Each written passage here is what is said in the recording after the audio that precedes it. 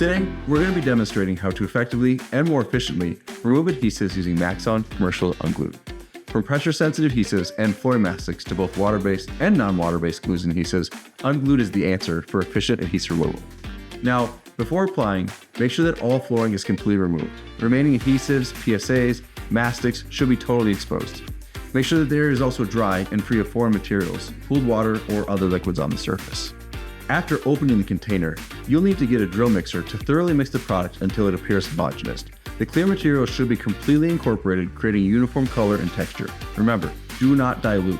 Once Unglued is completely mixed, using a short napped roller or a brush dipped into the Unglued, simply roll onto the adhesive you're trying to remove. Cover the area completely, leaving no spots. And do not interfere with the surface once the product has been applied. Now, here's the crucial part: let it sit. Typical dwell times for Unglued are 2 to 4 hours, depending on the site conditions. For example, dwell times will increase in colder temperature, and that counts for both ambient and substrate. Extended dwell times are acceptable, however, Unglued will dry out if you let it sit too long, and will impact how the underlying adhesive scrapes off.